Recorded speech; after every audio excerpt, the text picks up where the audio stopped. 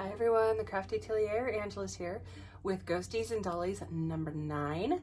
This is Villisca Axe Murder House. I have been there 4 times and I'll get into it in just a minute. But I wanted to introduce you to my little guest here. This is Edu. This is the middle child, I guess you could say the middle sister of my witches. You can see her spot is right here. So I did just take her down. She is still dressed in the outfit I took at the beginning of the year when she was outside in the snow. So she was wearing this hat, this really cute little lumberjack hat, which is awesome. And then her little leg warmers and everything. So Meg from Jointed Designs did her hair, which I absolutely love. I do have her repaint on my channel and I will link it below if I remember. But there she is. Okay, so I hope you're all doing well and let's get into it.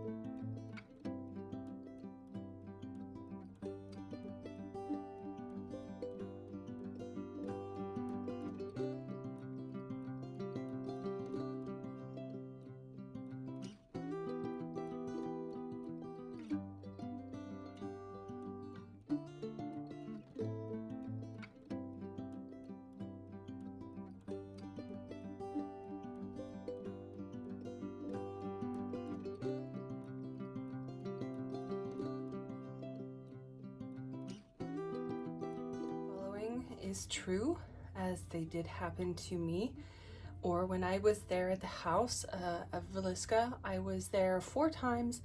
The first time I was with my sister and it was during the day. It was just a random tour.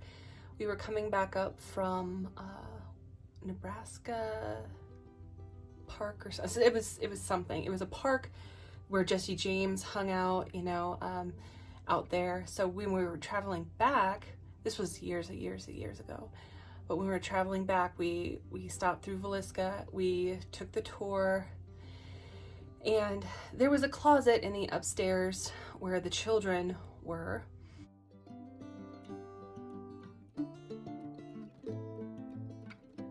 It opens and closes randomly, and there was maybe about 5 other people in the room at the time. It opened and people were staring at it. Oh my gosh, you know, like, ooh, ah. And I was like, okay. And then I heard this racket and I was like, what is that? I looked down the hallway and in the window right there is an AC unit, you know, struggling for its life in the middle of June. So I was like, yeah, that's not paranormal, people.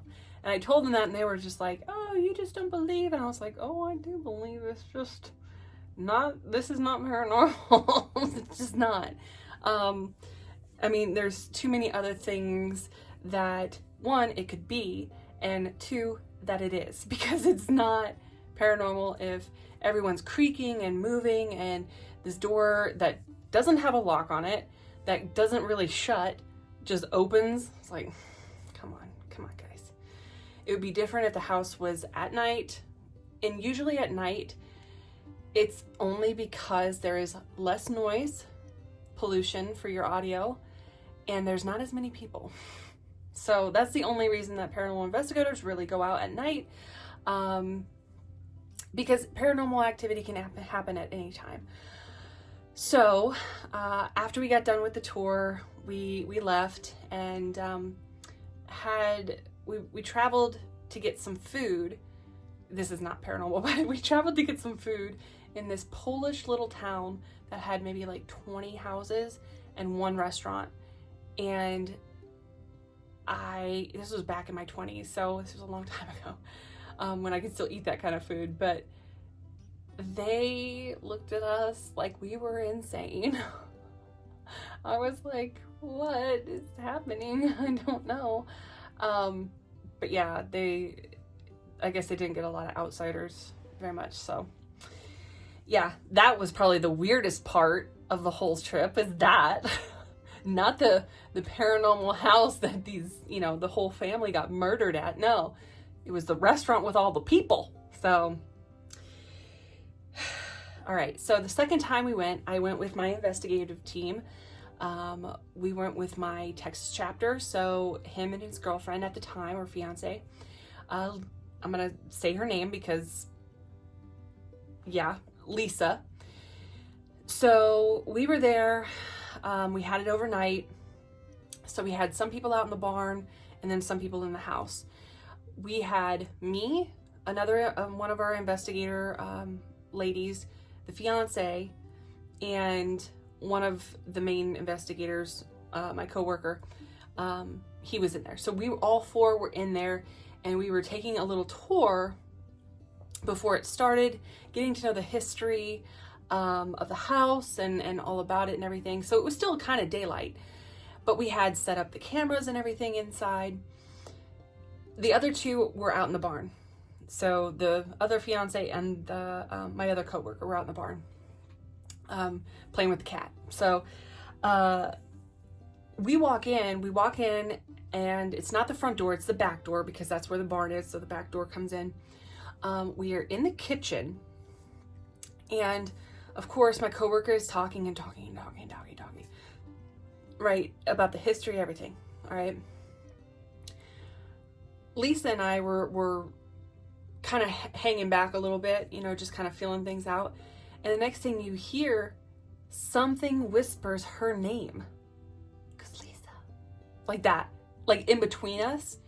And she looked at me and she goes, "Did you just call my name?" I was like, "No, but I heard something." I didn't really know what it was, but we caught it on audio. If I have that audio clip, I will insert it here. I hope I do have that audio. If not, just know that it happened and we did catch it. So that's interesting. Later on that night, something did happen to me. This is probably the most emotional thing that's happened to me at a haunted place, is that it was late. It was probably about 2:00 in the morning or so.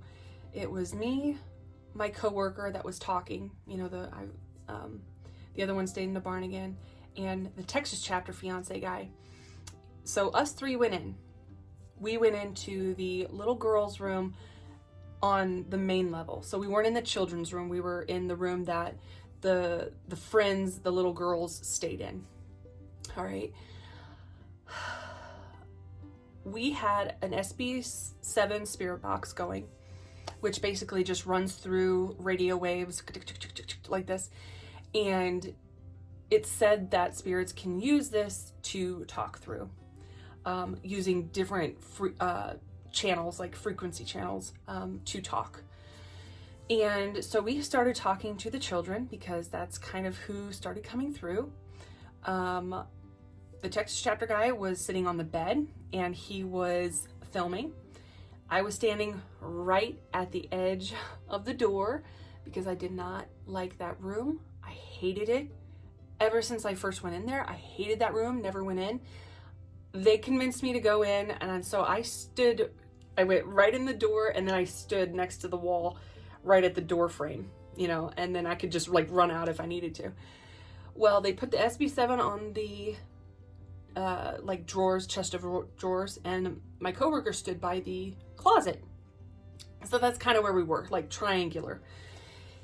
And my coworker starts answering questions. I don't say a thing, because I'm still new. I'm at this point, this was years ago. I was still new. I wasn't very confident in asking questions yet. The Texas chapter was fairly new as well, but he knew technology, so he was just filming. So it's running through the channels, and he asks, who are we talking to? And clearly it says Paul. And if I have that audio, I will insert it here. I hope I have that.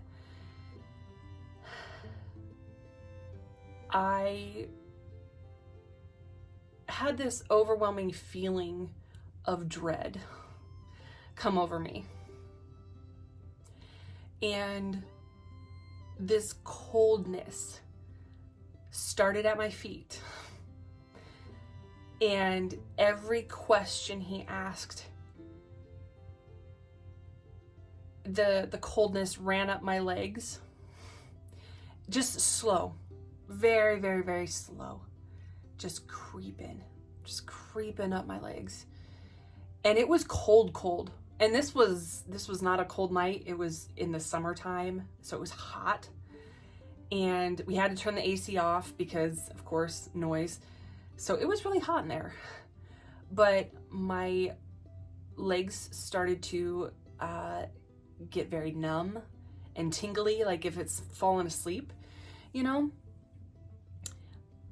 I was starting to feel like, you know, something was wrapping itself around me so I couldn't escape. You know, it's like wrapping around my legs so I couldn't escape. Again, this is all while he's asking questions, you know, how old you are. He said 7.